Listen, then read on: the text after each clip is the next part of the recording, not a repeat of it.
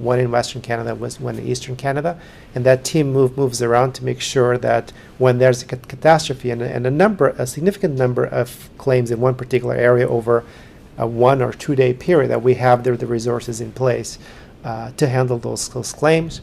We also have to make sure that we have agreements with contractors to make sure that they can start working on rebuilding homes if it's the example of a hurricane or a large fire.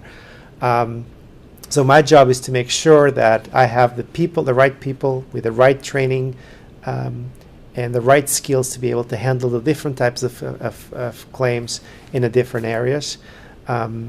My job is also to make sure that we set the money aside to pay for claims. So when we have a large amount of claims, we have to make sure that we know about a claim. We need to set money aside today or within a short period of time to pay that claim to the life of its claim. So an accident benefits claim could be open for years. And we need to estimate how much that claim is going to be worth and how much we're going to ultimately pay out and set that money aside. There's some government regulations that makes us do that.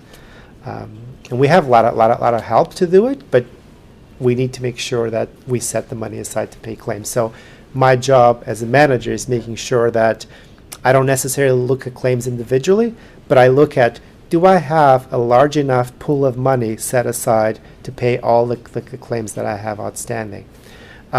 Just a kind of a little example, you all heard about Slave Lake. We were actually one of the first insurers on the ground. But Slave Lake, if we didn't have reinsurance, which I'm not even going to talk about, we also buy insurance. But Slave Lake, the value of claims for the cooperatives was about $100 million. That's just for us. If there was no insurance in that community, could you imagine how devastating that would have been?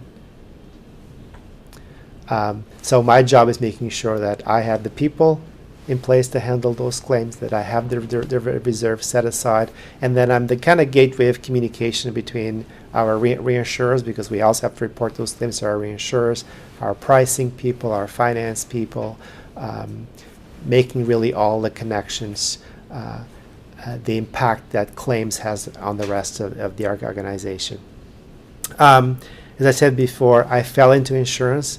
I also took every single opportunity, I continue to take every single professional development opportunity that has been presented to me.